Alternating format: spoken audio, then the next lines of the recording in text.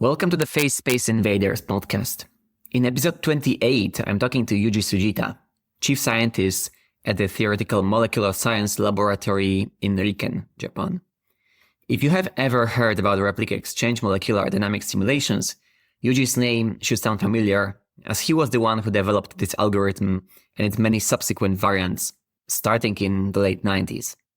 He later developed an interest in studying truly large-scale systems, and started working on Genesis, a molecular simulation program that enabled him to run massively parallel simulations on modern supercomputers. Indeed, already a decade ago, he managed to simulate systems comprising 100 million atoms, an effort that brought real software breakthroughs and deep insights into the nature of non-specific interactions in the crowded cell environment. So Yuji first shares the story of how he developed temperature replica exchange in the lab of Yuko Okamoto, connecting to his early experience from working with Nobuhiro Go, the father of Go models. We then talk about the process of building up workflows for simulating massive atomistic systems, a multi-year collaboration with Michael Feig, and ponder the question of when one should go about writing their own scientific software rather than reusing existing packages. Talking about molecular crowding naturally brings us to current and future directions, which for Yuji include simulating increasingly multi-component condensates and exploring multi-resolution schemes in Genesis.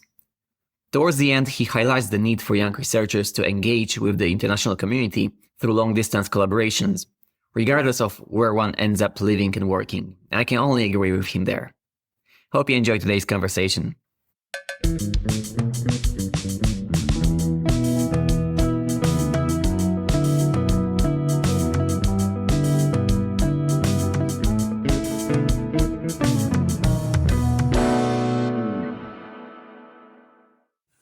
Great. So Yuji Sugita, welcome to the podcast.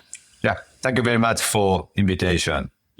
So Yuji, people can know your name from many angles, and whether it's software development or cellular crowding or the many applied studies throughout the years, but your first breakthrough, and was in many ways absolutely seminal, was the development of the Replica exchange algorithm in 1999, which later spawned an explosion of variants and adaptations. And I was wondering if you still remember where the original idea came from, what the environment was at the time, and how it evolved during the last 25 years. Yes. So actually, when we published paper on Replica exchange, I was just young research associate in Yuko Okamoto's group. And Yuko was already PI at Institute for Molecular Science at that time. And I joined his laboratory. And before my joining his group, he used Monte Carlo method, but he suggested me to use molecular dynamics and for replica exchange calculation. So that was the starting point for our collaboration. And yeah, we actually worked very hard to develop the exchange method in computer program. And so I mainly developed the code. And so we worked together to write a paper very rapidly and published it. And at that time, replica exchange seems to become hot topics. So we'd like to be the first group to publish MD version of replica exchange. So we had to work very quickly. Yeah, that was the beginning of the story. Did you have to write the simulation code from scratch, or did they have already some working code that you could implement? Yes. So in fact, when I was a graduate student at Professor Nobuhiro Go's laboratory, that Go model. So he was very famous physicist in the field. And at that time, I worked other development, but using MD software. So I couldn't publish many papers in Professor Go's laboratory when I was a graduate student, but I struggled to develop some new functions in one of the MD code and test it a lot. So at the end, I know almost all the details of that MD code. So this experience makes me easier to develop replica exchange code. So once such basic idea was given from Yuko Okamoto, I didn't spend too long to develop replica exchange algorithm and idea into the MD code. So I could finish the code development very quickly. I see. That's great. And then, of course, there were so many variants, right? There was multi-canonical replica exchange, and then many other groups Yes. took over with things like solo tempering or Hamiltonian replica exchange. How do you see this field evolving all the way to this day? Do you follow it closely? So, we first developed temperature replica exchange algorithm for MD simulation. And soon after, so Yuko Okamoto and I discussed the extension for further improvement of the sampling efficiency of many biological simulations. And we soon developed multi-canonical replica exchange and also the multidimensional replica exchange, such as the replica ensemble sampling and Hamiltonian replica exchange. So at that time, so I myself was a bit satisfied about my development up on the first few years. And then I switched to a different topics. That was membrane protein simulation at that time. But after a few years of membrane protein simulations, I had opportunity to start my own group. Then, so I returned to the field to develop some other sampling simulation for various biological systems. For example, in our original application, we just targeted only, protein folding, actually peptide folding in mixed water. But after a few years, I know that membrane protein is very important. And also the glycan is also quite interesting. Nucleic acid is also important. And not only dynamics, but ligand binding is also an important subject in biology. So I would like to develop more efficient algorithm for realistic biological problems. So we continued until now. And I'm still discussing with my members, trying to develop better and better sampling efficiency methods. That is what we are now working. And this field, I think that we are a bit, classical approach, but nowadays people are using machine learning to some extent for further enhancement of the sampling efficiency in MD simulation. So I think that this field is still growing to, improve the efficiency. Yeah. What are the lines along which you're working now on enhanced sampling? Is it akin to still replica simulations or metadynamics or other variants? Yeah. So we still like to use replica exchange idea. However, not only just a simple one, but combining with other bias sampling. So then we realized that by the combination, so we could develop better and efficient new method. That's what we are now working. And of course, we are discussing to introduce more machine learning idea to our new sampling method. What are some specific examples? Like, do you have any specific example where there are clear problems that have to be addressed with machine learning? Machine learning has been already become very popular, and people are using machine learning technique even in molecular dynamics simulation. For example, selection of the collective variables, and originally people select some of the useful collective variables, but now people are discussing about machine learning based collective variables that can be more useful. And also, I don't know any other good. I'm asking from your own research agenda, maybe if there is any exciting developments that you have in a specific direction.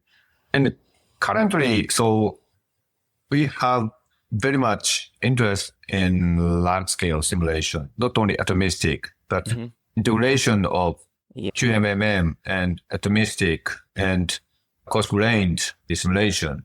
So our goal is install all these different models into Genesis and also quickly convert from one simulation to other resolution simulation like QMM to atomistic and atomistic to coarse-grained or vice versa. So I think that some of the machine learning technique will be useful for such rapid switching from different resolution simulation. That's particularly interest. Yeah. Is it like adaptive coarse graining, so that dynamically you change which part of the system is represented on the coarse grain versus atomistic versus, or do you launch multiple simulations just detecting, where potential interesting events are happening, or both maybe? Currently, I don't have a clear idea about the future direction, but hopefully, as you mentioned, that if something interesting event happens in coarse-grained MD simulation, for example, then if we can easily convert from coarse-grained to atomistic and start to see the more detailed dynamics or reaction, that would be fantastic. So, and without spending too much effort by us, machine or computer can almost automatically detect such events and switching to other direction. That would be fantastic. Yeah, I think. Yeah, absolutely agree. I've long been looking forward to seeing such a thing happen in, a semi-automatic manner rather than exactly writing custom scripts to terminate, to restart, to convert, to upscale, downscale. I know Michael Feig, one of your collaborators, has great tools for multi-scaling too. So I could see that now you can have a coarse-grained model and make it all atom instantaneously, which is great. Yes. So Michael is expert not only MD simulation, but also machine learning. And so his group developed several quite useful tools for switching from coarse-grained to atomistic, and also the generative model for disordered proteins or other molecules. I think that's quite useful in this research field.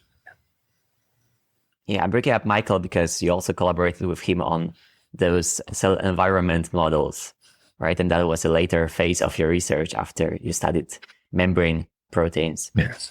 And I think we had one conversation on this podcast before, but it's always nice to hear another perspective on, what are we missing in our simulations by not including the environment? So like, what are the interesting effects that only show up when we put other proteins, where we put crowding in a cell-like environment? Yes. Yeah. So, it was already, more than 10 years ago. So we started such collaboration. Why we started the collaboration was a bit not so ordinary situation, I think. So, Michael, he's German, but he is still working. He has worked in the US for a very long time, right? And I'm working in Japan all the time. So I'm kind of very differently working. But more than 10 years ago, I think 15 years ago, I don't remember. But so he organized one of the telluride workshop. Telluride is in Colorado. And he invited me and as one of the speakers. And then in the telluride conference, so we discussed a lot and realized that both of us had great interest on not only single protein dynamics and reaction, but also the interaction with many other protein or other biomolecules and environments also. And at that time, we had many discussions how to simulate such complicated environment using MD simulation. That's not so easy. Still, it is not easy, but more than 10 years ago, it was a bit crazy idea, right? So yes.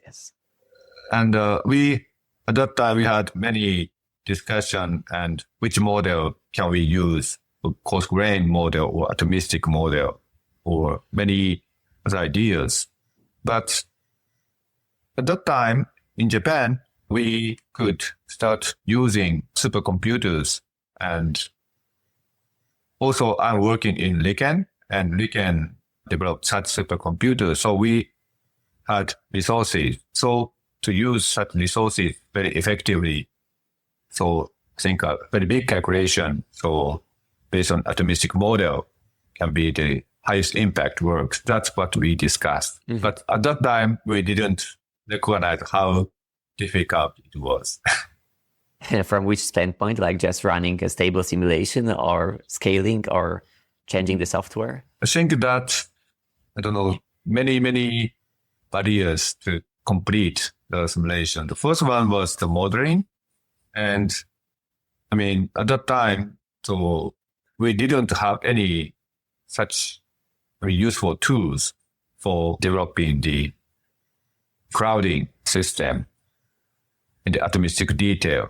So, basically Michael developed such tools from the scratch. And also at that time, most of the MD program was not so scalable for the 1,000 or more CPUs. So we had to develop such scalable code by ourselves. That was the initial version of Genesis. And when we developed the model and developed the code, then we first thought that half of the task was done, but it was not. And even just uploading the big data, we tried to simulate 100 million atom simulation and to the computer. Just loading, so that's a lot. Yeah, it takes a very long time. And we had to develop parallel input and output code for such especially big system. And also trajectory analysis was also a huge effort. We have never, treated such big number of the simulation. Yeah, that was a nightmare. I very much appreciate. Yes, I can see. I very much appreciate someone doing the first steps, because every time I go to like several million atom systems, it is truly remarkable how many things start to fail, right? Even numbering in PDB files, all those big files, as you say, the amount of time it takes to load and do some initial checks. Yeah, this is all, again, I'm happy someone did it before and now people can just take those systems and run them with someone else's forethought. Mm-hmm. And so what were the findings that you could take out of these simulations? Yes, so in crowding simulation, actually macromolecular crowding was not so latest research field even at that time, because even theoretically and experimentally, crowding effect was investigated for a very long time. And so even in the textbook of biology, the effect of macromolecular crowding was described. And at that time, crowding effect is interpreted as volume exclusion effect. So, big molecule occupied a lot of space in the cell. So not so many free volumes are available. So that was considered as main effect in crowding. Of course, this volume exclusion effect is still very important and one of the most important effects of crowding. But we use atomistic MD model and also inclusion of the water. So we could investigate that interaction between the protein or protein metabolites in very detail. Then we found that not only the specific protein or protein metabolite interactions, but very, important non-specific and weak interactions exist in crowded environment. And that is very important to stabilize over. So determine the, many biological phenomena. Yeah. Yes, I remember there were questions exactly of stability, right? Of certain proteins that would unfold much more easily or yes. change their conformational preference. Or So if just volume exclusion is only the effect, we cannot explain why some of the protein stability is reduced in crowded environment. So we can understand that such instability in the crowded environment because of the non-specific weak interaction. So yeah, I think it very much changes our view on protein evolution, right? What are the constraints when proteins evolve? Because we think, oh, it looks quite happily stable, but maybe something that looks happily stable in a simulation suddenly doesn't look that stable in a cell, and the cell cannot do some things that would look completely sensible to us. But there were also studies of ligand diffusion, right? And drug. Yes. Drug diffusion, drug binding. Yes. So in the beginning of our crowding research, we focus only on non-specific interaction between ligand and proteins because, we focus on very big system. So using supercomputer. So this means that we cannot simulate such a long time. At that time, we can simulate only 150 nanosecond for the medium system. And bigger system, we could simulate shorter than 50 nanosecond, very short. Right? We cannot observe specific binding to the active sites. So later on the big simulation, we set up simpler system, but inclusion of the crowder protein to study crowding effect on protein ligand binding. Then, so using US Anton 2, I think, and also Japanese supercomputers and trying to simulate longer than 10 microsecond MD simulation of crowding system. Then, we could study the effect of crowding on protein ligand binding. Yeah, that was the history. Yeah, that's great that we also have those hardware developments in parallel that enable us to do bigger and bigger things. Of course.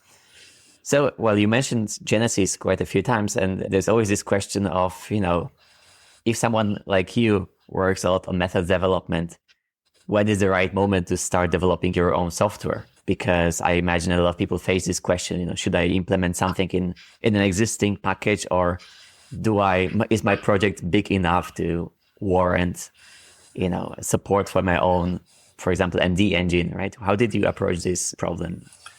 Yeah, so even for us, when we decided to start that development, our own code, there were many opposite ideas because MD simulation itself is like just based on Newtonian equation motion, high school physics, right?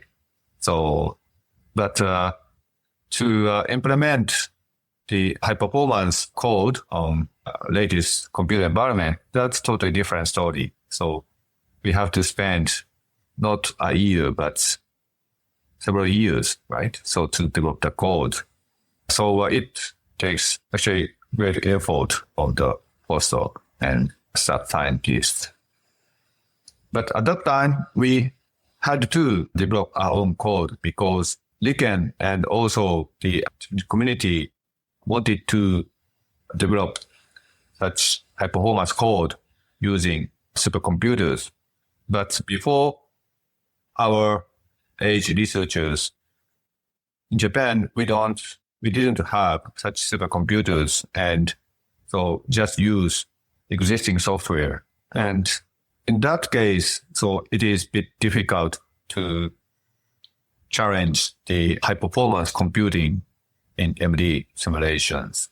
So in our generation, we tried to develop such high performance codes on supercomputers. And in fact, so in our age, we experienced that the small computer resources to huge supercomputer resources, that's a big change. So when I developed Replica Exchange MD calculation software, I just use 8-core machine, 8 CPU machine. Because of this, our first papers, number of replica was 8. Yeah, that was the reason. But now, Fugaku supercomputer, current Japanese one, so it equipped 160,000 CPU node. Oh. That's big change, right? That's a lot. Yeah. So yeah, we try to utilize such modern computer architectures. But again, now the main computer resources is changing from CPU to GPU. So yeah, we had to change the Genesis code a lot. It's kind of endless game, and yeah, it's really tough. Yeah, I think that's what a lot of people don't think about, right? You start developing something and it stays with you for the rest of your life because you have to either drop it or keep adapting it to the ever-changing environment. Advantage is, for example, not only atomistic, but coarse-grained model. So we can easily implement, not easily, but we anyhow implement new models into Genesis to test. But if we just may change other program code to develop efficient code for a new model may not be so easy. So yeah, that is, I think, advantage. Mm-hmm. So when you have to, you will clearly use the adaptability for method development in the future, then it's when it really becomes a must. I gotta say, I'm really happy with Genesis because I started using it recently. And yeah, especially the availability of coarse-grained models is a great feature because many other coarse-grained models are implemented in smaller softwares that are not well documented or kind of, again, belong to particular research groups and are not meant to be widely used.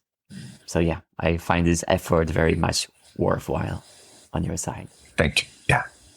And so the latest topic that I remember from your visit to our institute recently is condensation and those large scale systems, right? So like you are going towards, again, the biology of phase separation, if I remember well, and this cell-like but kind of more complex environments. So what is the promise there? Where are you going with this? If you can share with our listeners. Yeah. So, that our smallest system is usually just single biomolecule like proteins or nucleic acid in a little bit simpler environment in water or in membrane for a protein, right? But the most complicated system for us might be a whole cell, right? Including everything. Mm-hmm.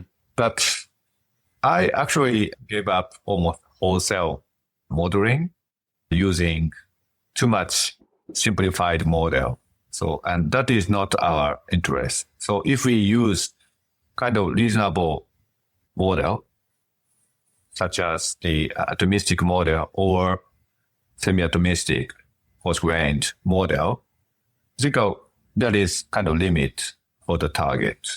And in this sense, so we'd like to focus on part of the cell, but still we could observe many interesting biological phenomena, and which is made up of many different biological molecules like proteins, intrinsically disordered proteins, and metabolites like ATP or lipids. So we'd like to see such interplay of many other biomolecules. And hopefully we'd like to solve some mystery of molecular and cell biology using MD simulation. What are the lowest hanging fruits that you can see there? Like what are the first things that we should try to address that are completely, unexplored or partially unexplored? That's a bit difficult question because there are many, researchers.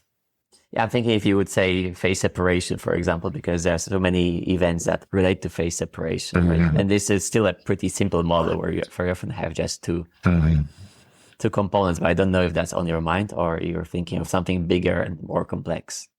Yes, so currently still we are working on very few components of, flexible protein and how to make the condensate or how to destroy the existing condensate. That was the current work. But in near future, we'd like to focus more complicated condensate For example, inclusion of nucleic acid or interaction between condensate and lipids. And then so we can approach other important cell biology problems. That is what we are thinking. Yeah, I see there are so many interesting, even those membraneless organelles and things that are in the cell that we haven't really explored, that will give us decades long of targets for exploration. I'm asking because I'm myself interested in going that direction, so it's always good to see where the community is going. But yeah, I see this is very much on everyone's mind these days, so it's good that we're developing tools and approaches to that. And these are also very big systems, right, that you run with condensates. So are they mostly on the coarse-grained level or atomistic level? So for condensates formation and deformation, it takes not only the size, but also takes very long time in the simulation point of view. So we mainly use a coarse-grained model. However, in coarse-grained model, we miss some of the most important factors because of the simplification. So as I mentioned in this talk, we are now trying to switch sometimes from coarse-grained to atomistic model and trying to see missing factors in condensate using atomistic model. So we're using both atomistic and coarse-grained model. And even so we have great interest on the enzymatic reaction in condensate. And in that case, we really need to carry out QMMM calculation in the condensate. So that is partially done in a group, but not completely. So we'd like to study such enzyme reaction in condensate in future. Yeah, how does it change? Does it change accessibility of the substrate or the conformations of the protein or both? Or again, what's the premise there? Yeah. So you mean that diffusion of substrate? Yeah, we could observe that how diffusion of ligand and protein is changed in condensate and also in crowded cytoplasm. So yeah, I think that not only coarse-grained model, but combining atomistic model, so we could see such detailed interaction dynamics. Right. So that would change the effective kinetics, even though, for example, the enzyme could be the same, right? But the diffusion in and out would be significantly changed. Yeah, I think so. Yeah. Great. And kind of going back to our earlier conversation, you wanted to mention the question of international collaborations, right? Because you've spent your entire career, that's right, in Japan? Yes. I graduated Kyoto University and worked several Japanese institutes and started my group in Riken, and I'm still working in Riken, and all my career has been done in Japan. But I personally don't like just to communicate and collaborate with Japanese community only. So I try to make many friends and colleagues outside of Japan. Now, I think that I could collaborate and communicate with many international researchers. And that's, I think, I like this style very much. Do you have any advice for people who are perhaps for different reasons, stuck in countries that are not well connected to the international community, but want to get there, want to be part of that? I don't know, I can give advice to many people, but I tried to go to an international conference or even visit many research laboratories, as many as possible. And also I try to invite people to Riken Institute when we organize workshop. And I think that research collaboration, in particular international research collaboration, is difficult. In most cases, most likely we met several times and discuss or just a talk. And then we realized that we have the common interests or, a useful technique or skills which we don't have currently. So I think that in-person, meeting is very important. So I realized that during the COVID, we couldn't attend in-person meeting. And at that time, I couldn't start any international collaboration. But just after the COVID, even from the first meeting, I actually could start the new collaboration and communication. And in-person meeting is still quite useful to start international collaboration. That's, I feel. That is very true, yes. I think, I can add that from my perspective, your lab appeared on my map. I don't know how many years ago, but I met one of your postdocs, a Polish postdoc, Marta. Exactly. Yeah. She told me about your lab, and this is when I realized, there's this lab, there are people doing these things and so on. And everyone is an ambassador for your lab in the end. When you collaborate, when you have people working for you, they also become your ambassadors, right? And they eventually, somehow, one way or another, connect you to the whole community. Yeah, nice, yeah. But then, of course, then again, you visited us, and all those meetings and conference chats reinforce those connections. So it is hard to do it just once. Mm-hmm. We need to find ways to strengthen participation. Yeah. So in those in-person meetings internationally. Yeah, I'm now trying to get Japanese grant, which can be used for sending younger researchers, early career researchers, or graduate students to research laboratories in other countries. So once we could get those grants, I'd like to send more Japanese researchers and graduate students to Europe or US or other countries, and to give them more opportunities to communicate with international researchers. I think in Japan, normally it is quite difficult. So it is island, right? And isolated by the sea. So inside Japan, there are many, many opportunities to meet someone else. But if we don't spend additional effort, so it's very difficult. Yeah. It's great effort. And of course, everyone is very welcome. And we will also love to, come and visit and have this fruitful exchange of ideas. Yes. Of course, it's benefiting everyone. But interestingly, so without specially invited, but many people come to Japan and Riken already. And we are welcome for people to come. And the flux is currently not equilibrated. So still, coming is more dominant. And I think we need to increase other direction more. Yeah. That's what I'm thinking. Yes, we had the same conversation in Poland about exposing ourselves to the international community. I can definitely see how this can be a long-standing concern in the local scientific community in a country that is not well connected at the moment. Yeah. Of course. Yeah. So again, Yuji Sugita, thank you so much for sharing your story, your concerns, your outlook. It's been a great talking to you. Thank you. Yeah, thank you very much. And have a great day. Great day. Yeah. All right. Thank you for listening. See you in the next episode of Face Space Invaders.